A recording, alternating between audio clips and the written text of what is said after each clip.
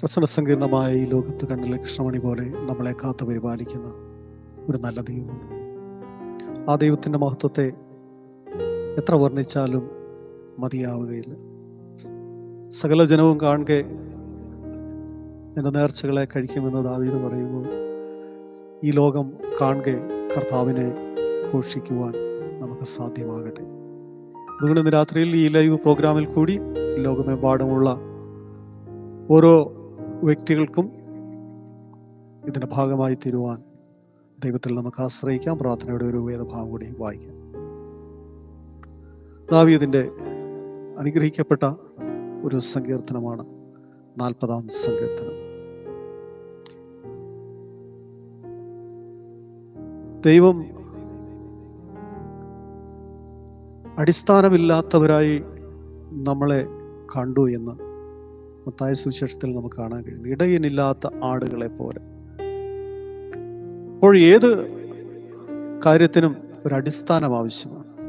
ഒരു വീട് പണിയണമെങ്കിൽ, ഒരു കുടുംബം ഉണ്ടാകണമെങ്കിൽ, ഒരു വ്യക്തി ജീവിതം നല്ല രീതിയിൽ പണിതെടുക്കണമെങ്കിൽ, അങ്ങനെ ഏത് കാര്യത്തിനും ഒരു അടിസ്ഥാനമില്ലാതെ അത് മുൻപോട്ട് പോയാൽ അതിന് നിലനിൽപ്പ് ഉണ്ടാവുകയില്ല. അപ്പോൾ ഈ ദിവസങ്ങളിൽ അടിസ്ഥാനമുള്ളവരായി നമ്മൾ ജീവിക്കണം. നമ്മുടെ അടിസ്ഥാനം എന്ന് പറയുന്നത് ദൈവ വചനത്തിൻ്റെ അടിസ്ഥാനത്തിലാണ് നമ്മുടെ ജീവിതം മുമ്പോട്ട് പോകുന്നത്. ആ അടിസ്ഥാനം വളരെ ശക്തമായ നിലയിൽ മുൻപോട്ട് കൊണ്ടുപോകുവാൻ കഴിയേണ്ടതിന് ആ അടിസ്ഥാനം എവിടെയാണ് തുടങ്ങേണ്ടതെന്ന് ദൈവവചനം വളരെ വ്യക്തമായി പറയുന്നു. 40-ാം സങ്കീർത്തനത്തിൽ നമുക്കത് കാണാൻ കഴിയുന്നു. എൻ്റെ കാലുകളെ ഒരു പാറമേൽ നിർത്തി.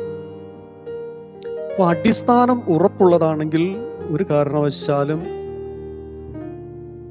അത് വ്യക്തിയായാലും ഒരു കുടുംബമായാലും സംഘടനയായാലും ഈ ഭൂമിയുടെ നിലനിൽപ്പ് പോലും അതിൻ്റെ അടിസ്ഥാനത്തിന്മേലാണ്. അങ്ങനെയെങ്കിൽ ഓരോ വ്യക്തികൾക്കും അതിൻ്റെതായ പ്രാധാന്യവും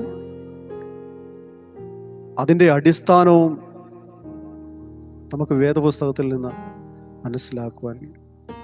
അപ്പോൾ എന്തുകൊണ്ടാണ് ഒരു അടിസ്ഥാനം ആവശ്യമായി വന്നതെന്ന് ഈ ഭാഗത്തു നിന്ന് തന്നെ നമുക്ക് കാണാൻ കഴിയുന്നുണ്ട്. നാശകരമായ കുഴിയിലും കുഴഞ്ഞ ചേറ്റിലും ആയിരിക്കുന്ന ആ അവസ്ഥ ഒരിക്കലും നിലനിൽപ്പുള്ളതായ അവസ്ഥയല്ല. നമുക്കറിയാം, ഇന്ന് കൊച്ചി പോലുള്ളതായ ടൗണുകളിൽ വലിയ വലിയ ബിൽഡിങ്ങുകൾ വയ്ക്കുന്ന സാഹചര്യങ്ങൾ നമുക്കറിയാം. പല ബിൽഡിങ്ങുകളും അതിൻ്റെ അടിസ്ഥാനം ശരിയാകാഞ്ഞതുകൊണ്ട് അത് തകർന്നു പോയതായും നിലനിൽപ്പില്ലാതെയും മാർക്കറ്റ് ഇല്ലാതെയൊക്കെ വന്നതായ കാര്യങ്ങൾ നമുക്കെല്ലാവർക്കും അറിയാം. കാരണം അത് അങ്ങനെ ഒരു സ്ഥലത്താണ്, ചതുപ്പ് നിലത്താണ് അതിൻ്റെ നിൽപ്പ്. നാശകരമായ കുഴിയുടെയും കുഴഞ്ഞ ചേറിൻ്റെയും അനുഭവം. അവിടെ ഒരിക്കലും ഒരു നിലനിൽപ്പും ഉണ്ടാവുകയില്ല.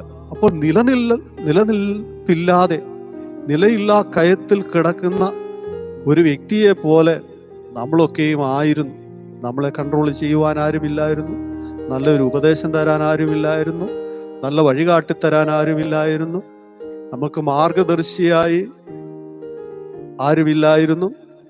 നമുക്ക് അടിസ്ഥാനമായ ഒരു പ്രമാണമില്ലായിരുന്നു. അങ്ങനെയൊക്കെ നാശകരമായ കുഴിയുടെയും കുഴഞ്ഞ ചേറിൻ്റെയും അനുഭവത്തിൽ കൂടിയായിരുന്നു നമ്മളൊക്കെ കടന്നുപോയത്. എന്നാൽ ദൈവം നമ്മളെ അതിൽ നിന്നൊക്കെ കരകയറ്റി. ഇപ്പൊ കരകയറ്റി നമ്മുടെ കാലുകളെ ഒരു പാറമേൽ നിർത്തി. അപ്പൊ കുഴഞ്ഞ നാശകരമായ കുഴിയിൽ, ചേറ്റിൽ നമ്മൾ കിടന്നിരുന്നു. അതായത് പങ്കിലമായ ഒരു ജീവിതമായിരുന്നു നമ്മൾ നയിച്ചതെന്ന് അർത്ഥം. അതല്ലാതെ ആരും നമ്മളെ കുഴിയിൽ തള്ളിയിടുകയോ ചേറ്റിൽ തള്ളിയിടുകയോ ഒന്നും ചെയ്തിട്ടില്ല. ഈ പദത്തിന്റെ ആശയം അതാണ് നമ്മൾ മനസ്സിലാക്കേണ്ടത്.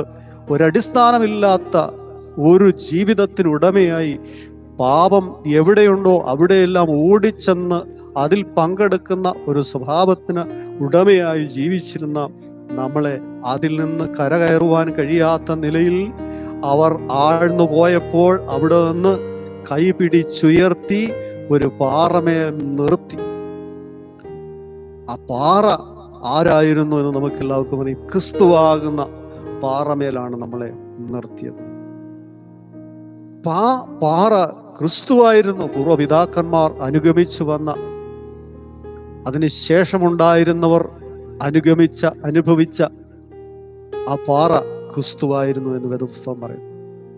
അപ്പോൾ ആ ക്രിസ്തുവാകുന്ന അടിസ്ഥാനത്തിന്മേൽ നമ്മുടെ ജീവിതം നിലനിൽക്കുന്നത് കൊണ്ട് അതൊരിക്കലും തകർന്നു പോകുവാൻ സാധ്യതയില്ല, തളർന്നു പോകുവാൻ സാധ്യതയില്ല. ദൈവവചനം പറയുന്നു, അവൻ ചതഞ്ഞയോടെ ഓടിക്കുന്നവനല്ല, പുകയുന്ന തിരിയെ കെടുത്തുന്നവനും അല്ല. അതിൻ്റെ അർത്ഥം, ജീവിതത്തിൽ അല്പമെങ്കിലും രക്ഷപ്പെടാൻ ആഗ്രഹമോ ആവശ്യമോ അതിനുവേണ്ടിയുള്ള അഭ്യർത്ഥനയോ ദൈവത്തിൻ്റെ സന്നിധിയിൽ കഴിച്ചിട്ടുള്ള വ്യക്തിയാണെങ്കിൽ തീർച്ചയായും അവൻ ചതഞ്ഞയോടെ അവൻ ഒടിച്ചു കളയുകയില്ല, പുകയുന്ന തിരി അവൻ കെടുത്തിക്കളയുകയില്ല. ജീവിതം ഏതെങ്കിലും നിലയിൽ പച്ച പിടിപ്പിച്ചു കൊണ്ടുവരുവാൻ കഴിയുന്ന സാഹചര്യത്തിൽ കൂടിയാണ് ആ വ്യക്തിയെ ദൈവം ഉയർത്തിക്കൊണ്ടുവരുവാൻ ഇടയായി തീരുന്നത്. കാരണം അവൻ ഇപ്പോൾ നിൽക്കുന്നത് ഒരു പാറയുമേലാണ്. ആ പാറ ക്രിസ്തുവായിരുന്നു. അതിനുശേഷമുള്ളതായ മുൻപോട്ടുള്ളതായ ഗമനത്തെ അവൻ സ്ഥിരമാക്കി. അസ്ഥിരമായ ഒരു അനുഭവമായിരുന്നു നാശകരമായ കുഴിയിലും കുഴഞ്ഞ ചേറ്റിലും. സ്ഥിരമല്ലാത്ത, ഒന്നിലും അടിസ്ഥാനമില്ലാത്ത, ഉറച്ചു നിൽക്കുവാൻ കഴിയാത്ത ഒരവസ്ഥയായിരുന്നു നാശകരമായ കുഴിയുടെയും കുഴഞ്ഞ ചേറിന്റെയും അവസ്ഥ. എന്നാൽ അതൊക്കെ മാറ്റി ഇപ്പോഴിതാ നമ്മുടെ ഗമനത്തെ അവൻ സ്ഥിരമാക്കി. ഒരൊറ്റ റൂട്ടിലേക്ക്, ഒരു വഴിയിൽ കൂടി, ക്രിസ്തുവാകുന്ന പാറമേൽ അടിസ്ഥാനമിട്ട് ക്രിസ്തുവാകുന്ന വഴിയിൽ കൂടി സ്ഥിരമായി യാത്ര ചെയ്യുവാൻ തക്കവണ്ണം നമ്മുടെ ഗമനത്തെ സ്ഥിരമാക്കി. അങ്ങോട്ടോ ഇങ്ങോട്ടോ, ഇടത്തോട്ടോ വലത്തോട്ടോ മുൻപോട്ടോ പുറകോട്ടൊന്നും പോകുവാൻ ദൈവവചനം നമ്മളെ അനുവദിക്കുന്നില്ല. അപ്പോൾ നമ്മുടെ ഗമനത്തെ ഒരു സ്ഥിരമായ റൂട്ടിൽ കൂടി പോകുവാൻ തക്കവണ്ണം സ്വർഗത്തിലെ ദൈവം നമ്മളെ നാശകരമായ കുഴിയിൽ നിന്നും കുഴഞ്ഞ ചേറ്റിൽ നിന്നും വിടുവിച്ചു. അവൻ ഒരു പാട്ടും എൻ്റെ നാവിൽ തന്നു, പുതിയ പാട്ട്. ആ പാട്ടാണ് കർത്താവിന് വേണ്ടി നമ്മൾ പാടിക്കൊണ്ടിരിക്കുന്നത്. അന്യ എന്തുകൊണ്ടാണ് ദൈവം നമ്മുടെ ജീവിതത്തിൽ ഇങ്ങനെ ഒരു അനുഭവത്തിൽ കൂടി കടന്നു പോകാൻ ഇടയാക്കിയത്? അതിൻ്റെ 1-ാം വാക്യത്തിൽ കാണാൻ കഴിയുന്നു, ഞാൻ യഹോവയ്ക്കായി കാത്തിരുന്നു, അവൻ എങ്കിലേക്ക് ചാഞ്ഞ് എൻ്റെ നിലവിളി കിട്ടും. അപ്പോൾ യഹോവയ്ക്കായി കാത്തിരിക്കുവാൻ, രക്ഷപ്പെടുവാൻ സ്ഥിരമായ ഒരടിസ്ഥാനത്തിന്മേൽ, ഉറപ്പുള്ള അടിസ്ഥാനത്തിന്മേൽ, സ്ഥിരമായ വഴിയിൽ കൂടി സ്വർഗരാജ്യത്തിലേക്ക് യാത്ര ചെയ്യുവാൻ ആഗ്രഹിച്ച് യഹോവയ്ക്കായി കാത്തിരിക്കുകയും ചെയ്തത് കൊണ്ട് അവനെങ്കിലേക്ക് ചാഞ്ഞ് എൻ്റെ നിലവിളി കേട്ട് നാശകരമായ കുഴിയിൽ നിന്നും കുഴഞ്ഞ ചേറ്റിൽ നിന്നും വിടുവിച്ചു. അപ്പോൾ ഈ ദിവസങ്ങളിൽ രക്ഷപ്പെടുവാനുള്ള ഒരു ആഗ്രഹത്തോടു കൂടി യഹോവയ്ക്കായി കാത്തിരുന്ന് അവങ്കിലേക്ക് അടുത്തു ചെല്ലുകയാണെങ്കിൽ ദൈവവചനം പറയുന്നു, നിങ്ങൾ എൻ്റെ അടുക്കിലേക്ക് വരിക, എന്നാൽ ഞാൻ നിങ്ങളുടെ അടുക്കിലേക്കും കടന്നു വരാം. അങ്ങനെയെങ്കിൽ നമുക്കിന്ന് യഹോവയ്ക്കായി കാത്തിരിക്കാം.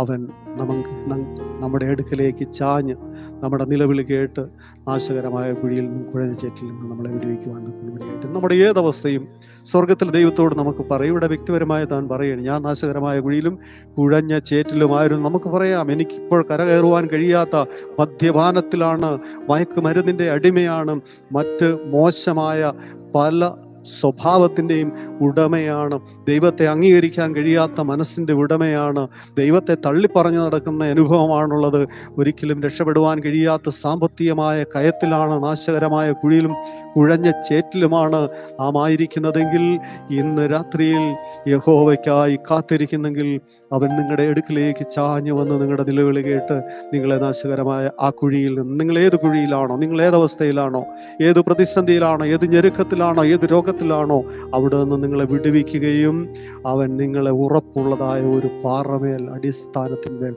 നിങ്ങൾ നിർത്തുവാനും ഇടയായി തീരും. നിങ്ങളുടെ ഗമനത്തെ സ്ഥിരമാക്കി നിങ്ങളുടെ വായിൽ പുതിയൊരു പാട്ടും തരും. ആ പാട്ടെന്താണ്? രക്ഷിച്ച ദൈവത്തോടുള്ളതായ നന്ദിയും സ്തുതിയുമാണ്. നമ്മുടെ ദൈവത്തിന് സ്തുതി തന്നെ.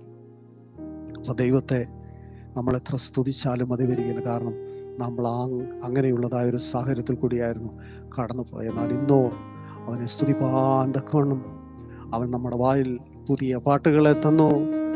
അവനെ നന്ദിയോടെ സ്തുതിക്കുന്നു, ആരാധിക്കുന്നു. ദൈവം നല്ല ഭാഗ്യകരമായ അവസ്ഥയ്ക്കായി ദൈവത്തെ സ്തുതിക്കാം. കരുണയുള്ള സ്വർഗീയ പിതാവേ, നല്ല ദൈവമേ, തിരുനാമം വാഴ്ത്തപ്പെടട്ടെ. ദൈവം തന്ന അനുഗ്രഹിക്കപ്പെട്ട ഈ വഴിക്കായി ആത്മീയ ദൈവത്തെ സ്തുതിക്കും. നല്ല അടിസ്ഥാനത്തിനായി ദൈവത്തെ സ്തുതിക്കും. ഞങ്ങളുടെ നാവിൽ തന്ന പുതിയ പാട്ടിനായി ദൈവത്തെ സ്തുതിക്കും. ആത്മീയ ദൈവത്തിൻ്റെ അനുഗ്രഹങ്ങൾ വീണ്ടും ഞങ്ങളുടെ മേൽ പകരുമാറാണ്. കൃപ തോന്നണം യേശു ക്രിസ്തു ധന്യമറിയ നാമത്തിൽ. ആമേൻ. ദൈവം നമ്മളെല്ലാവരും അനുഗ്രഹിക്കട്ടെ. എല്ലാവർക്കും ക്രിസ്തു യേശുവിന്റെ നാമത്തിൽ സ്നേഹവും അറിയിക്കുന്നു. സഹകരിച്ച എല്ലാവർക്കും നന്ദി. Thank you. God bless you.